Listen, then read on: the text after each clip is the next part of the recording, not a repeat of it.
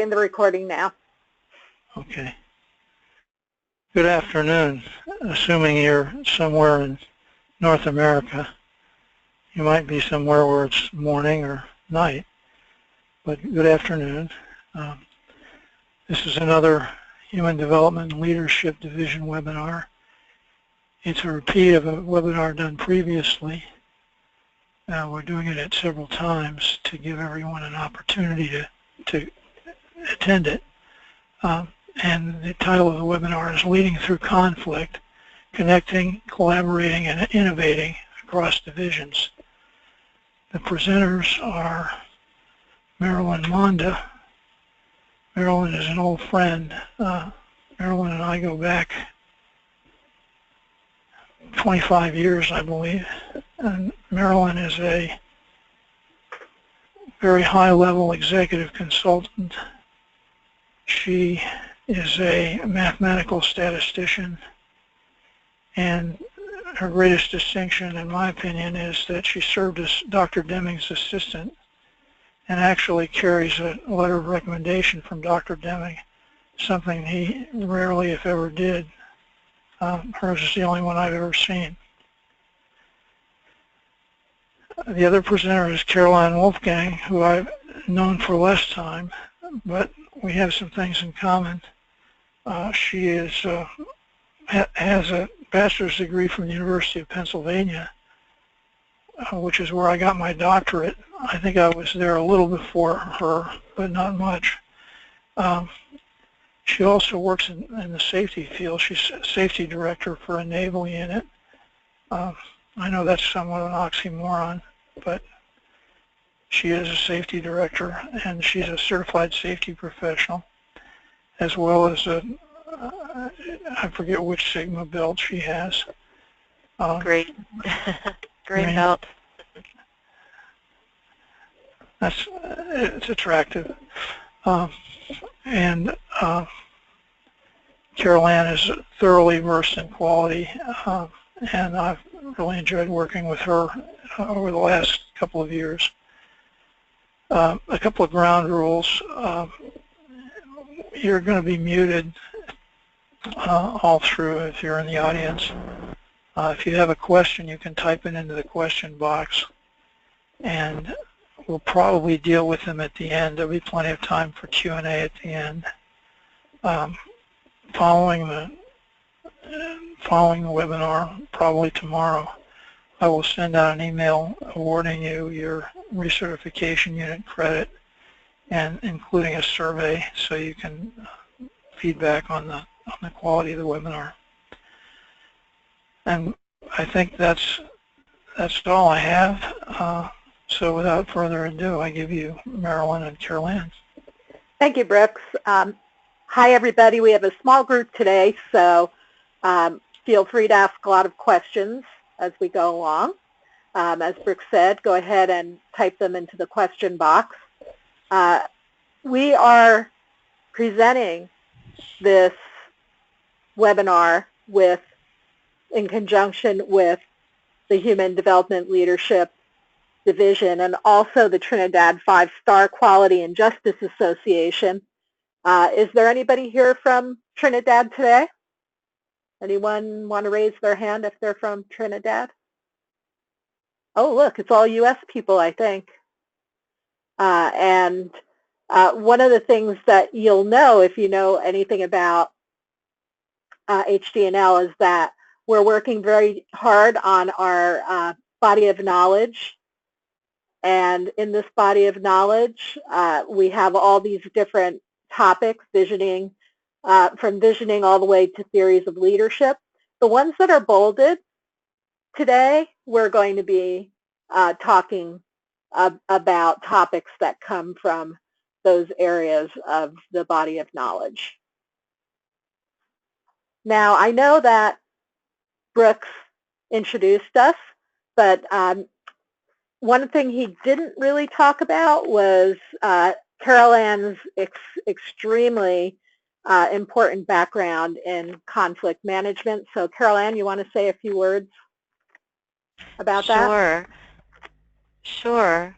Sure. Well, I'm a trained facilitator as well as a mediator, and in many different types and styles of mediation, from Mediators Without Borders style through more transactional or transformational mediation. So that's really the foundation for my conflict, the information I have and the way I practice dealing with conflict, and use that quite a bit in day-to-day, my day-to-day workplace, even though I'm not a practicing mediator there.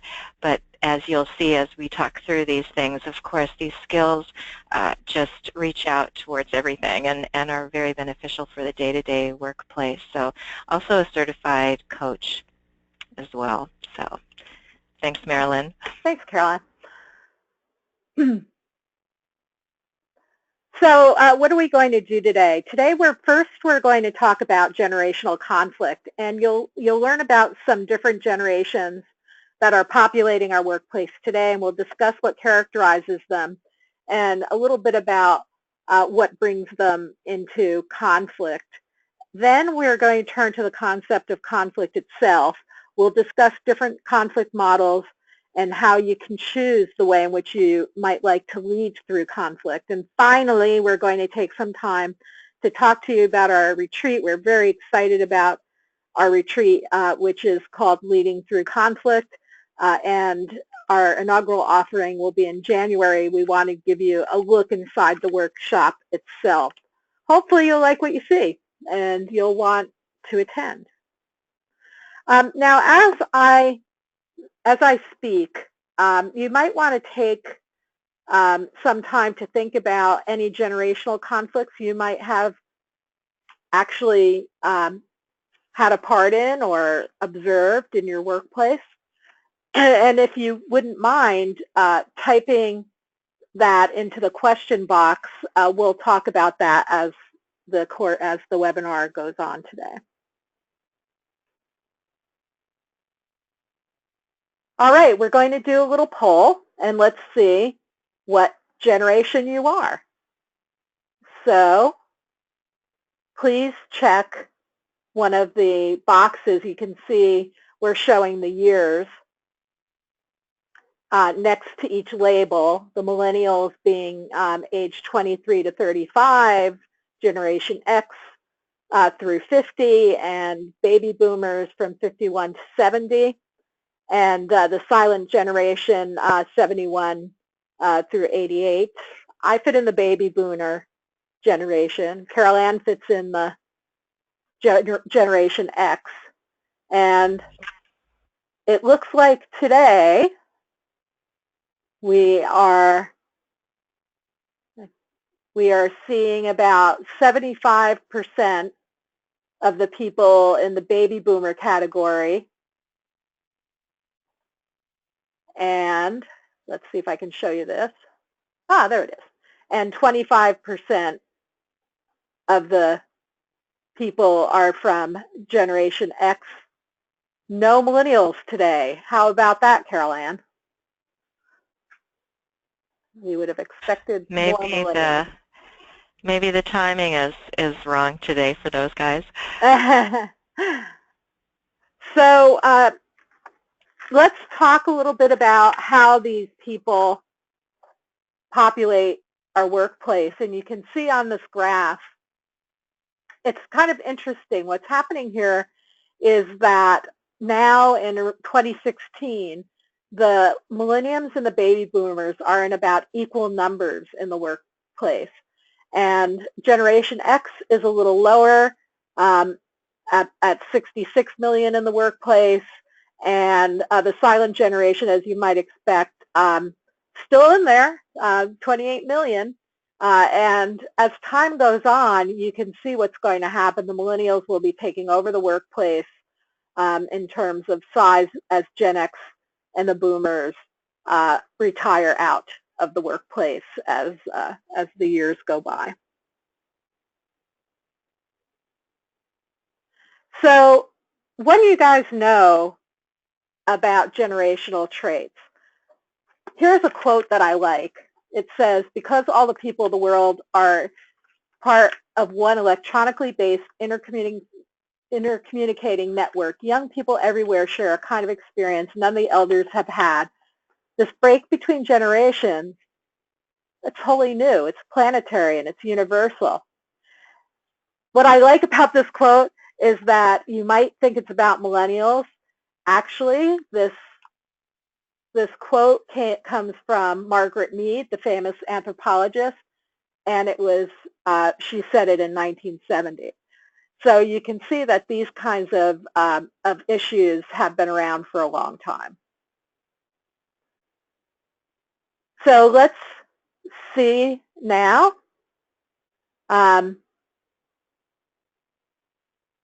If you have seen any of these issues in your workplace, can you raise your hand? Have you seen issues between the generations that are about feedback or communication styles?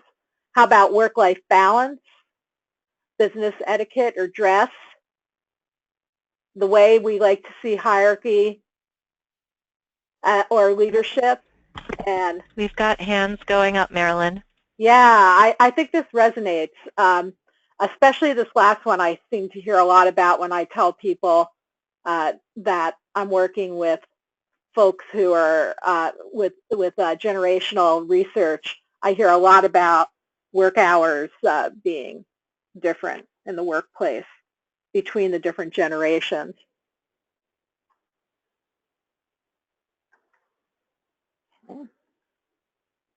Well, 2,500 execs were surveyed, and about a quarter of them consider intergenerational conflict to be a big problem. And whether or not it's true, if people are perceiving it to be true, it's something that we need to pay attention to. So what are some of these stereotypes we hear about generations? There are a lot of them. And as I started doing research to see the truth about these stereotypes, I learned some very interesting things. Let me go through some of them with you. So the first one, baby boomers are out of touch and cut off from what's happening in the world. Research has shown this to be false. And compared to boomers, actually, millennials were much less likely to have donated to charities, less likely to want a job worthwhile to society, and less likely to agree they would eat differently if it meant more food for the starving. Now, this comes from Jean Twenge, who's a professor of psychology at San Diego State University and the author of this pretty famous book about millennials called Generation Me. The next stereotype, millennials want more interesting work. The research has found this to be false. Really, what millennials want most is more accountability. And Gallup did a very large poll in 2016, and they actually said that accountability being so important to the millennials was the most surprising result of their study. And they found that millennials were most engaged when they were accountable. Interesting stuff. Another stereotype is that millennials want more work-life balance, and actually this is somewhat true. The dominant definition for work-life balance, by the way, is enough leisure time for private life, followed by flexible work hours and recognition and respect. And Twenge did see a rise in how much millennials value work-life balance. However, Gen X and millennials both placed a greater emphasis on leisure time than the boomers did. And so we're beginning to believe that this is really a function of age as opposed to a function of generation. In fact, most people, and even as far back as a decade ago, were saying that they want a job that leaves a lot of time for other things in life. Millennials want more purpose at work. This has been shown to be true, but purpose and development drive millennials much more than entitlements. That's good news. So we don't have to worry about the ping pong, the lattes, and the free food. It's really purpose, again, and accountability. Gallup has found little or no differences across generations in what attracts job seekers. Specifically, 62% of millennial job seekers said interesting work is important compared to 52% of Gen X, but 60% of baby boomers. So 62% versus 60% may be a statistical difference, but I would suggest that it's really not one that's practical and one that we would be too concerned about. Gen Xers are more ambitious. The research is showing that this is false. And in fact, recent study conducted by IBM found that millennials and their older colleagues are about the same. Millennials, 25% want to make a positive impact on their organization. Gen Xers, 21%, and baby boomers, 23%. So 25, 23, 21%. My goodness, that's close. It might be statistically different, but I wouldn't make that part of any program where I was trying to attract baby boomers versus millennials. Next, millennials are less positive at work. Again, the research is showing this to be false. The Hay Group studied over 5 million employees and found millennials are less positive at work, but even the biggest difference between generations is just 5 percentage points. So this is really a trend that I saw when I looked into the research, and I want to show you one more example of that. There's a lot of talk about millennials being disengaged at work, and this is really false. You can see in this is one of the tables from the Gallup survey, and look at this. In terms of engagement, millennials are 29% engaged, Gen Xers 32%, and baby boomers 33%.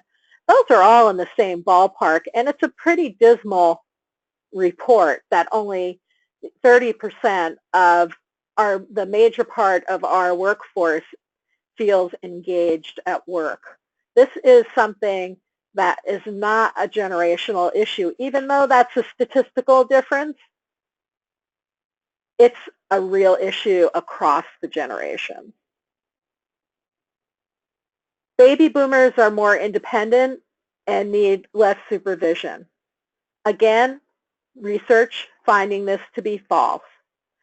All employees want coaching. They just want it in different ways.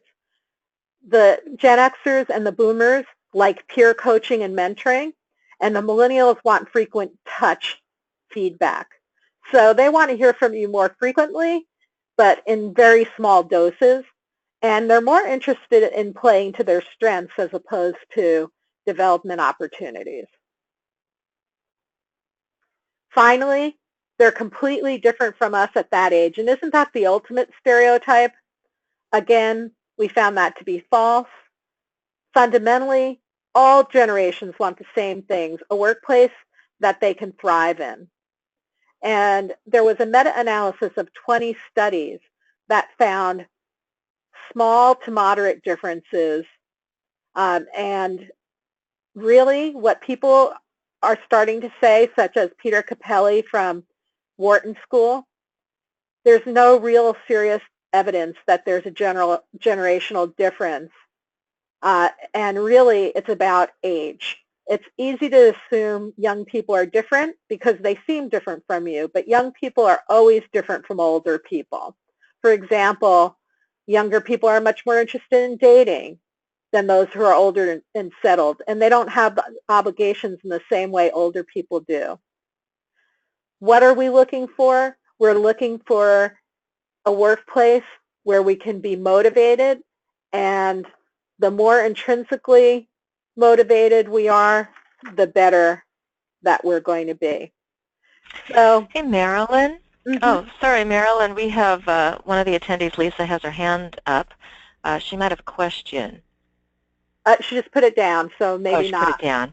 Lisa, Okay, if you have a question, feel free to type it in the question box, and we'll address it. Like I said, we have a small group today, so we can be a little bit more flexible. So I guess what I want to say is, instead of assuming that the millennials on your team need special treatment, get to know each person individually. It sounds so straightforward, right? And when you think about these stereotypes, or you read these articles that seem to be everywhere these days about entitlement of millennials and so forth, ask, do the authors have any data, or are they just perpetuating stereotypes? And whether the differences are truly generational, or if it's just the life stage difference. And be careful, because generational distinctions may actually be very damaging and in themselves lead to conflict. They also can be potentially discriminatory. So just to wind this up, wrap this up, this comes from the Gallup Survey, the 2016 Gallup Survey. And here you can start to see where the baby boomers, the Gen Xers, and the millennials are lining up on these different qualities of the workplace. And the blue is the baby boomers, the green is the Gen Xers, and the orange is the millennials. And you can see there are many places where the millennials are lining up with the baby boomers and the Gen Xers on environmental and workplace issues. So now, whether they're real or perceived, how do we address these conflicts between generations? I'm going to pass the baton over to Carolann, who's going to talk to you a little bit more directly about conflict.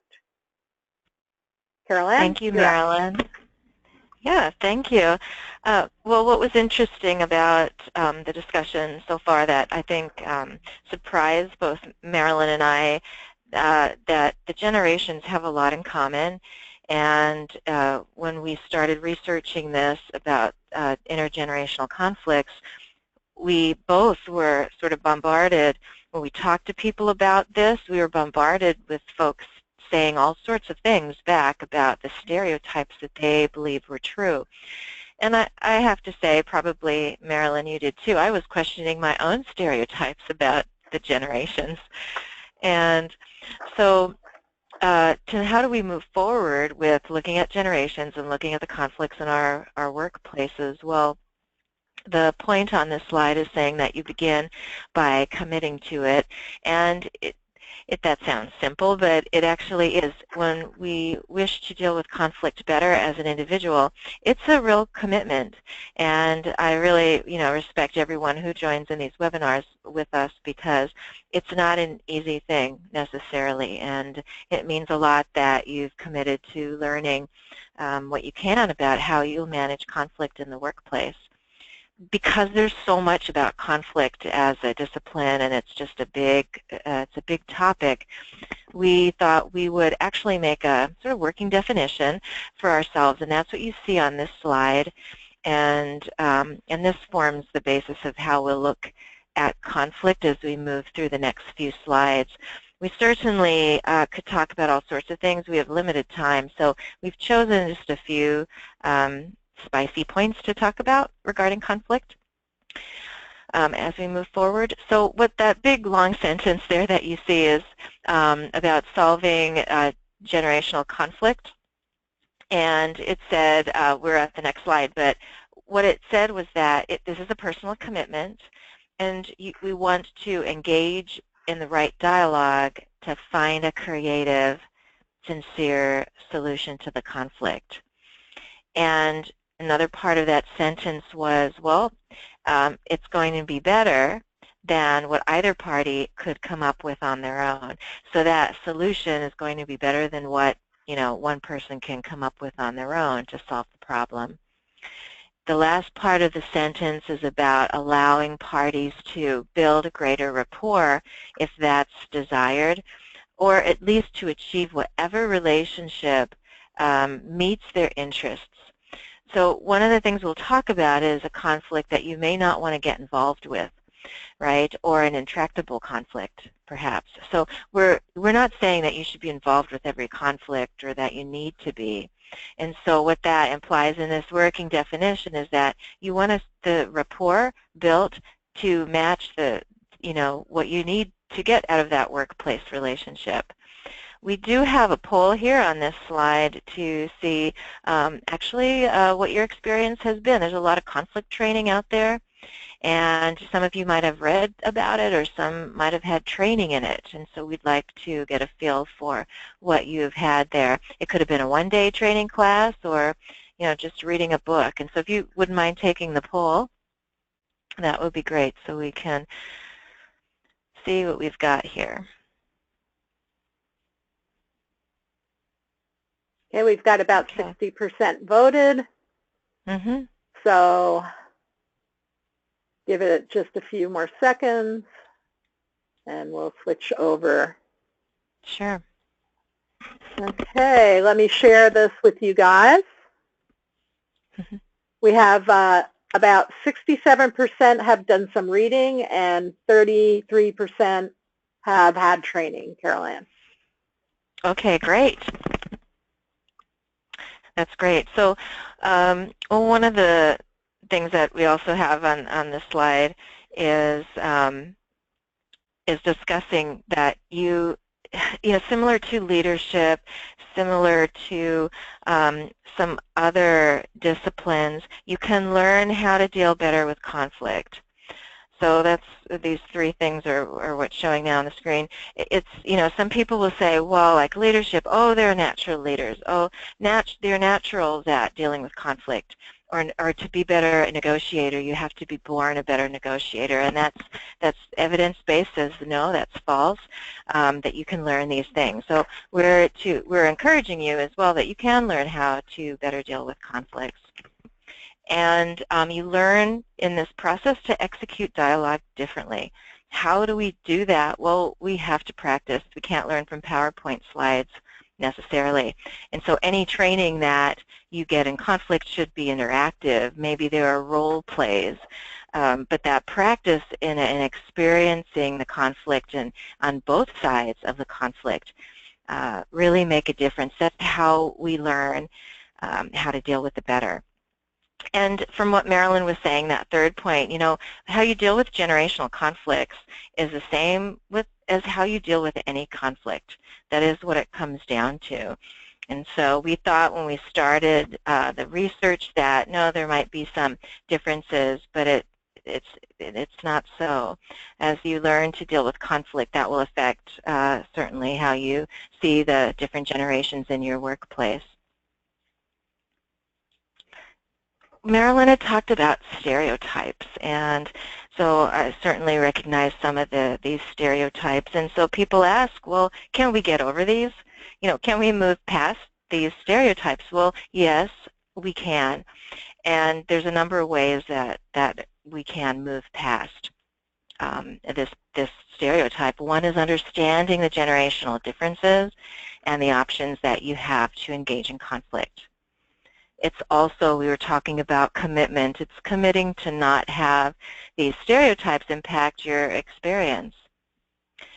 Whether you supervise people or not, you can still have these impact your workplace experience. And so this is about learning conflict styles and how you can grow. As you grow in an understanding of how to manage conflict, you certainly gain more insight about yourself. You gain insight about what you believe, what you hold and value. Marilyn and I have decided to talk about this sort of journey of understanding how to manage conflict as a roadmap. We all know what roadmaps are, and how they look. And so we're saying that you can build a roadmap for yourself over time to learn how to deal with conflict.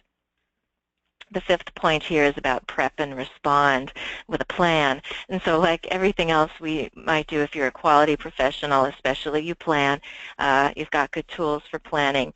And it's the same with the conflict. Helping you get through the conflict is a plan up front. And we'll talk about that a little bit, how you can do this plan. It can be something really comprehensive if it's a huge multi-party conflict, or something a bit smaller. We mentioned this before, but again, practicing these collaborative tools that we've got available to us in the discipline is really essential. So I've been practicing for years, years and years, and I finally do see some difference, some benefit of that practice, and it's so important. Again, just like leadership, we practice leadership. When Marilyn talked about the generations, she didn't have a list of commonalities between them, but I thought this was a really good slide to do because there are a lot of commonalities between the generations, and it speaks actually to a very powerful but perhaps subtle conflict negotiation tool, collaborative negotiation tool, which is common ground. So common ground is, of course, finding something common between two or more people. I say that this is very powerful because in all of my experience in doing this, there's always something found to be in common. Even if folks said, no, I will never have anything in common with that person, that couldn't be possible, they found something to have in common with that person. And what common ground does is really allow you to just say, hey, look, we're here for the same thing, or we believe in the same thing. That's a starting point. The commonalities between the generations are listed here. You know, we all want interesting work. We all want to be happy. We all want to have enough money. We want to thrive. We want opportunity, and we want to be engaged. And we're human. That's true for all of us. And so seeing all of that list and thinking about common ground, that helps take away some of the stereotypes. If someone came into the workplace, perhaps if you're, say you're a baby boomer and a millennial comes into the workplace, and when they're coming in, they seem to be coming in a little bit late every day. Maybe they're showing up at 10. Well, you're there at 7:30 in the morning, and so the stereotype, you might think, oh geez, these people really don't care about what time they show up. Well, but they want to work, and they want to have interesting work, and maybe that's a way to begin for you to start your stereotype and just have a different kind of conversation with that millennial. So this is a nice list to remind all of us, like, hey, we all pretty much want the same thing in our workplace. Marilyn and I talked about having a roadmap, and the actual title of this webinar is about leading through conflict, and so we chose those words very carefully because we understand that it's more than resolving conflict. So conflict resolution is a common way to say, you know, anything about with conflict, you know, solving conflict resolution. But sometimes when we look at it from a quality context and looking at innovation or being creative problem solvers, we don't necessarily want to resolve a conflict as quickly as we could. We might want to play in the space of having that conflict, especially in a team environment. We'll talk about that a little bit more. But so it's more than resolving conflict. It's you planning. It's you having options so that you can understand your interests. It's about you helping you through the complexity in the workplace. All of these things are benefits. It's about you gaining flexibility to be a better problem solver. And all of these things are so positive. And we call them life-affirming because it reaches out. Again, we talk about workplace here, but it's about community. It'll affect your community. It'll affect your family, how we all learn how to, you know, how you learn how to deal with conflict.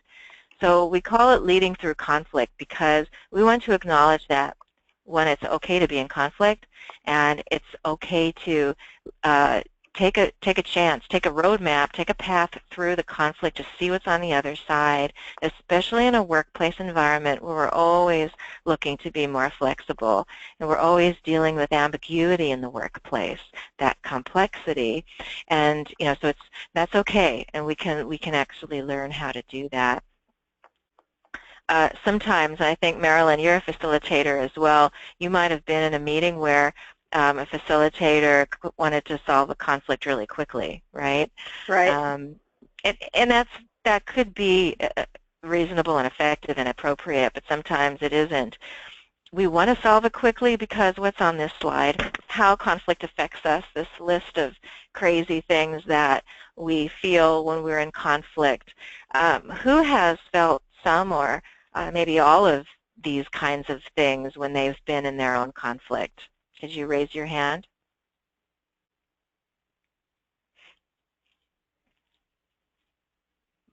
Yeah, so I think we've all had some experience where conflict can affect us, where we get emotional. We might have increased stress and anxiety. We might be less productive. We could have health issues come out of it. Maybe we catch a cold if we're in a really long-term conflict or it affects our immune system. We certainly do lose perspective, and we lose that feeling of connection. So we don't feel supported. We feel helpless. In terms of quality and safety professionals, actually we look for indications of conflicts.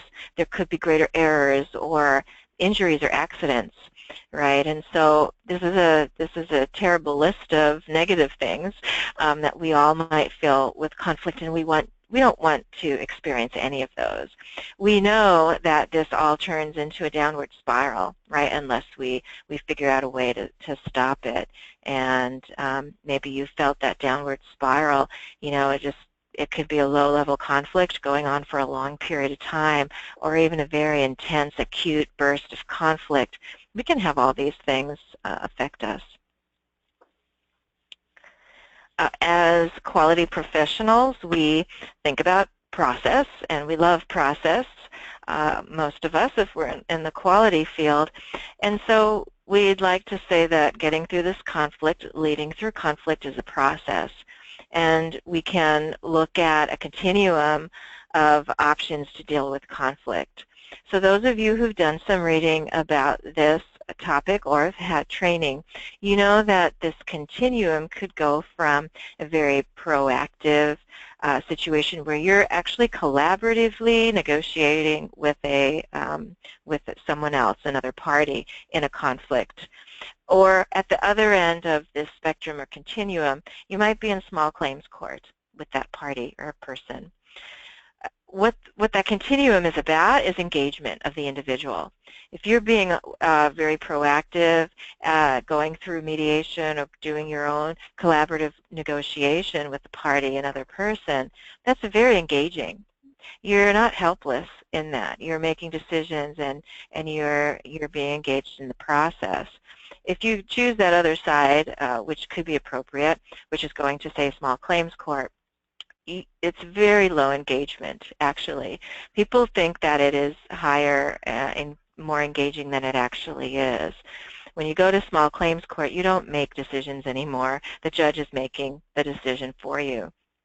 Having sat in small claims court as a mediator and just watching, if you're a mediator, you get really interested in this, and you sit in small claims court in the local courthouses, and you see so much helplessness.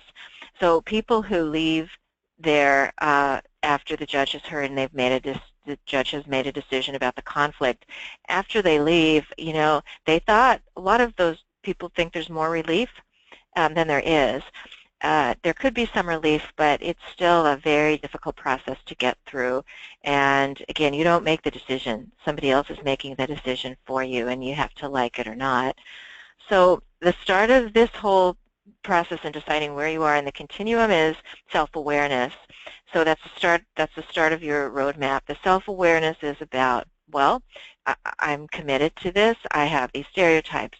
I have certain triggers.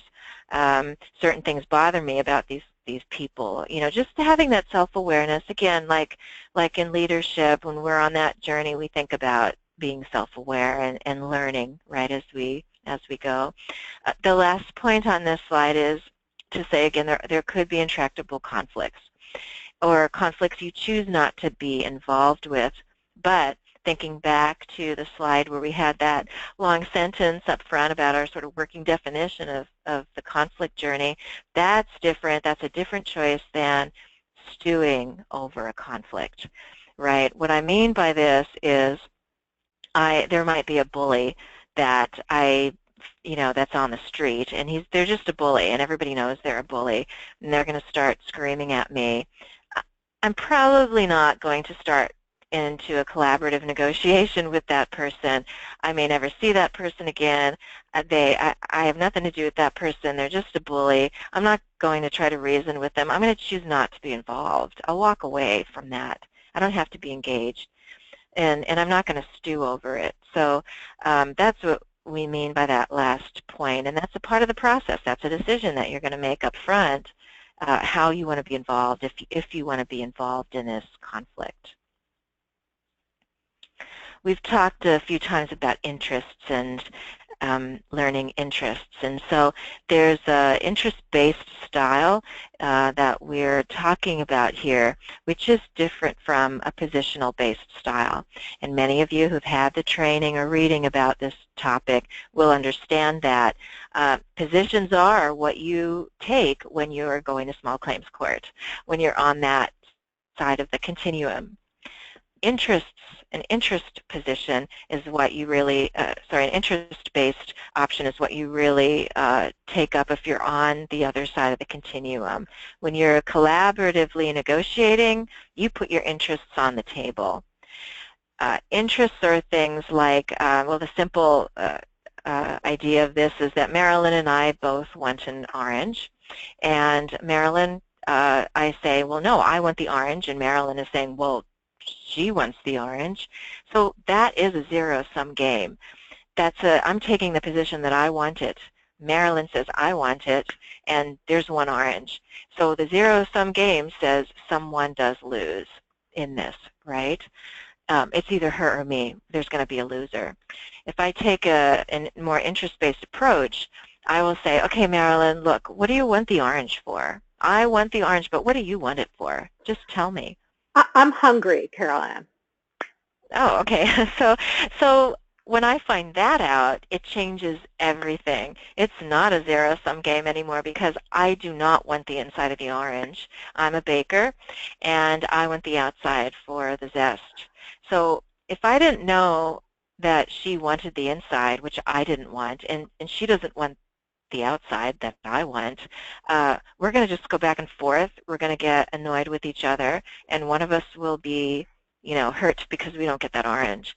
So interest-based negotiation style is a very, very different very different style in how we see our options in conflict, how we see the other person, and to know the interests, our own and the other person's, it changes everything. It changes the drama. It changes the emotional space there in the conflict.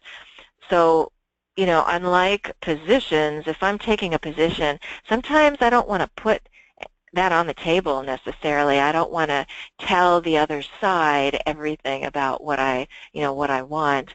Well, but if I'm in the interest game, I'm definitely want my interests on the table. I want you to know what is important to me, so I become a winner in this at the end, and that you can win too. So win-win, you've heard that, win-win negotiation. It's all interest-based. The thing that I've found here, and many others have discussed, is that sometimes you don't know your own interests. You have to actually dig in and figure out what your interests are.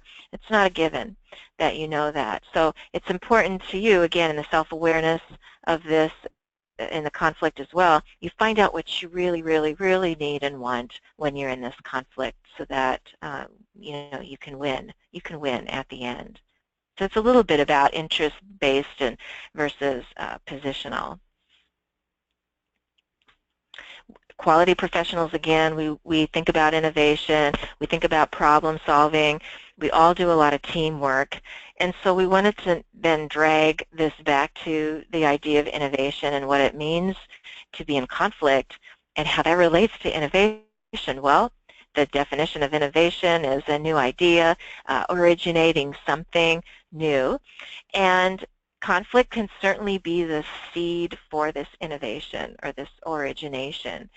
It can be a catalyst, certainly, for two people or a team, and that's because conflict's scary. A lot of us just don't want to go there, and we don't want to see how it can help us with innovation. So it's not trying to avoid or placate this or go look for a conflict, but it's literally just diving in. It's literally staying in that conflict space for a while to grab any potential that you can. In council, that's council or circle work. In any native culture around the world, they have some council or tribal practice for the tribe to make decision making.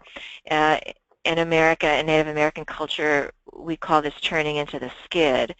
If we're in a circle and we're talking about problems and something, it gets really difficult, and we're skidding into this conflict, it's okay, turn into that conflict, turn into the skid for a bit.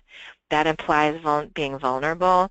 It implies not knowing what's going to happen. Again, more ambiguity, but that's the precious space. That's the place you want to be if you want to really find out about the person, to build rapport with them, and to problem solve. Being a human explorer is the best way to talk about this. You want to explore conflict. Again, you don't want to be out there looking for it, but if it happens to you, you're willing to explore it, and you know that in the end it's going to be something really positive. You can choose to make it positive. And so Marilyn and I are very encouraging with these concepts because we both know that it is possible to have something good on the other side of that conflict, down the road of the conflict. And so moving from innovation, well, a lot of quality professionals are in teams. And so we wanted to take this from an individual, how do I deal with conflict, to how is the team going to deal with conflict? And we love Lencioni's model, the 5 dysfunctions of a team, and you see them there in that pyramid, triangle. And we know also that, at different stages of teamwork, whether it's forming or storming, norming, performing, that there could be conflict at all these stages, and there can be conflict after this last stage of performing. So it's what I find interesting about the model is that so many teams, they'll get to a performing stage and they recognize that it's great. They're all really happy because most of us know, the forming, storming, norming, performing model. And so we get to performing and that's all grand. Everybody's happy, at least happier. So we get actually afraid to get into the conflict at that stage because we don't want to go back to storming. We don't want to re-norm, and so I've found teams afraid to explore through the conflict once they get to a certain maturity or, level where they feel like, no, that's going to set us back. And so we use Lencioni's 5 dysfunctions to talk about the different conflict skills that can help you through all of these dysfunctions. At the bottom of this triangle, you see absence of trust, and that is what Patrick Lencioni says, well, okay, that's really the basis for a lot of these other dysfunctions in a team. You've experienced that. I personally have experienced that as well. Where there's an absence of trust, you get a lot less interaction, cooperation, the decisions are poorer. Using a common ground is a way to build trust. So that's a great conflict tool to to help build trust. And it's simple, and you can use it at whatever scale you want to use it. Going up this triangle here is fear of conflict is the next one, of course, and so that's what we're saying. Well, we don't have to be afraid of it, but if we are, we can be human explorers. We can use this roadmap through conflict. These top three here, the lack of commitment, avoidance of accountability, inattention to results, all three of those can potentially be from the inability for that team to solve conflict. As a facilitator or even just a team player, in that environment, in that context, it's hard to understand why someone isn't accountable or why they're not paying attention to things, why they're not committing to this. What we need to do is another conflict skill that we use, which is asking powerful questions. Bring out the interests of these team players. Know why they're doing it. Why is Mary not accountable? Why is Joe avoiding, commitment? The only way that you could really work through this kind of the wall of conflict here, or this dysfunctional area, is to figure out their real interests. So we found that using this model, and we use it in various ways in our workshop, that the skills that we're teaching can certainly upgrade the teamwork in a tremendous way. We've all had frustrations when teams can't solve conflicts. We have had a sense of helplessness. We've mistrusted when we've mistrusted people. We've been cynical of our team members, our colleagues. We've all been in meetings, likely, or project teams where there's been a little bit of an attack, some blaming, finger pointing. Probably you point the finger at someone who's not in that room, because that's easy and that can be fun. But these things are, again, to me, like that list of the effects that an individual can have when they're in conflict. The stress, the anxiety. All of these things on the list you may have experienced, and they're so destructive. And we can all guarantee, this is from the Wisdom of Teams, in fact, this nice list, and we can guarantee that if these things are going on in the team environment, your decisions are poorer, your innovation is definitely poorer, the rapport may not ever happen if this kind of thing continues, trust may never happen, and so it's a lackluster performance, really, if these things are happening in the team. And some teams accept that it's okay to have some of these things, but it's really not, right? You should have a great team experience, and part of that will come from these conflict skill sets that we learn. Safe. Marilyn, did you? Okay, yeah, I was just going to hand it over to you. Thank you, Carolann. And I just wanted to say that this really sounds great until it's time to do it. And this is really about practice. And we're going to switch over now to talk a little bit about our retreat and some of the things we're going to do in the day and a half that we have you there. We are focusing on practice in this workshop. It's extensively interactive. We'll have role play, group practices, large group practices, small group practices.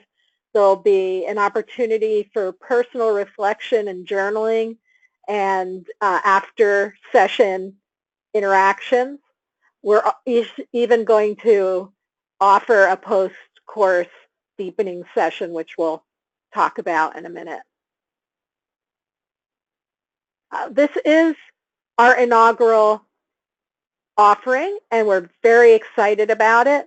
We're limiting it to 20 people so that we can have a very intimate experience with everyone in the course.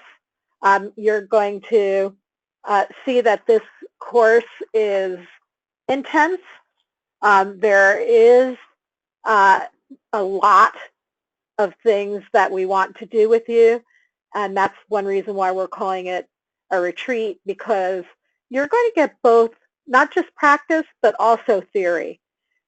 It's really about learning to lead through conflict to a solution that's collaborative and a solution that's innovative. It doesn't end there. We really want to keep in touch with you after the workshop is over. And so we're going to, included in the cost is 3 post-workshop webinars where you can check in and talk about how you're applying and practicing these tools in your workplace. And we can also cover topics of interest in these sessions as well. So let's talk about some of the benefits. I'm not going to go through all of them, but let me pick out a few of my favorites. One is learning the value of conflict. That's so important.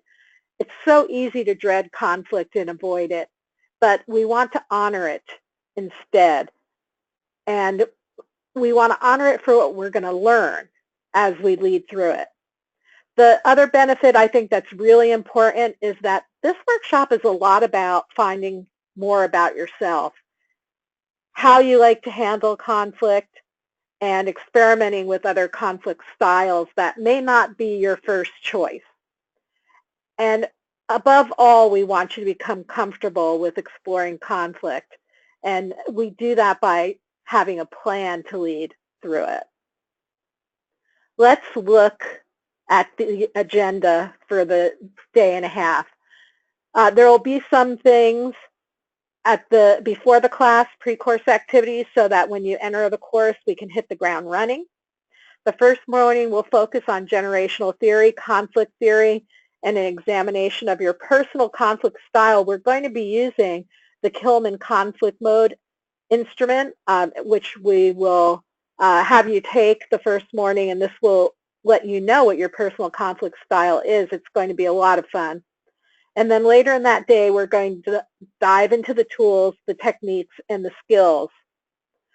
We're going to ask you to bring in your own conflicts, and we're going to practice on real conflicts, and it's going to make it really resonate for you. After the first day, we're going to have a team dinner. That's going to provide us an opportunity to relax and network and share the day's learnings. And finally, the last morning of the retreat will turn the focus on team conflicts. Here we're going to link the team conflict theory that Carolann just talked about with practice, again with real team conflicts. So you can come away with strategies for addressing conflicts as you work projects and as you're involved with other business teams. And as I said before, even though the retreat ends, we'll still provide support, and we're so excited to work with you as you apply your new skills.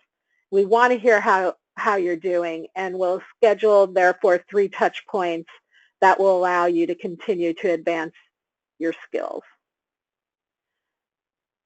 Well, since it's a day and a half, we said we don't want to waste that last afternoon. And so for those who can spend a little extra time and have the inclination to extend their retreat in a more personal way, we are going to offer this Deepening the Practice session for 10 people, so you get even more one-on-one time with Carolann and myself, and you'll explore your own development opportunities and put together a growth action plan in this afternoon workshop. So here's how you register if you're interested. You have noticed that under the handouts on your control panel, there is a handout, Leading Through Change brochure that you can download right now if you'd like. We're really excited that our first offering is in Trinidad. The impetus for this class came from a request from the Trinidad chapter, and that's called the 5-Star Quality and Justice Association, to do this for them, and we're very excited about that, and we would love for you to come to Trinidad because, well, it's beautiful, and it's going to be a very nice location to step away from the work and really focus on yourself and to the benefit of your organization. Now, if you don't think this will fly with your company to go to Trinidad, but you're really interested in the course, we are going to have additional sessions, and you can contact myself or Carolann at our email addresses if you're interested but can't make it to Trinidad. Please go to the HD&L website at this link to find a page dedicated to learning through conflict, which will get you to the registration site as well. Carolann, is there something you'd like to add here? Well, just to say, yeah, we'd be happy, even if you had questions about this workshop or conflict or generational issues, to go ahead and contact us because we've been doing so much research on it and it's in the front of our minds all the time. The Deepening the Practice session is really, I had a question about that in the last webinar, and it's really what the title says. Having taught mediation courses and been in a lot myself, in a lot of conflict courses, learning myself, I realized that you need the time to practice, as we've been talking about, but the one-on-one mentorship during the class is really great. If we have a smaller class, we can definitely do that with you. We can work with your own roadmap. We'll help you to develop that much more comprehensively than in the big class, and work with anything else that you ask us for help with during the Deepening the Practice session.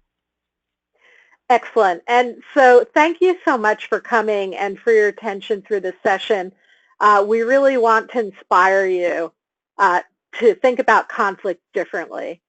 We are passionate about this, and we really hope that you're going to be able to join us either in our inaugural workshop and retreat or one thereafter. I guess this is a... Okay, Brooks, yeah? You guys have used up all the Q&A time, but fortunately there's no... Actually, Brooks, it's an hour-and-a-half session, so we still have... Oh, this is an hour-and-a-half? Yeah. Oh, my goodness. We actually have plenty of time for questions, if there are questions from anyone. It's a quiet group, Carolann. That's okay.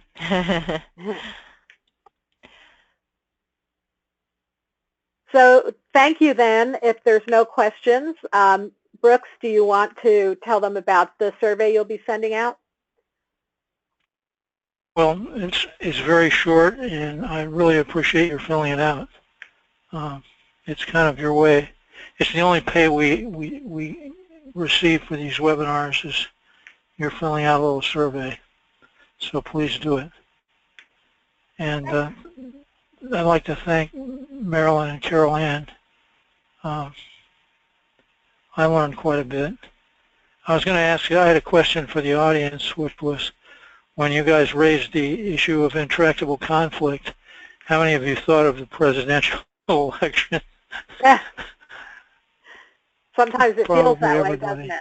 That's right. Mm-hmm. Yeah. Well, it is. It's not very tractable. Anyway, thank you for coming, and if we don't have any questions, I'll go ahead and sign us off. Okay, thank you, everyone. Thank you, everyone. Take care.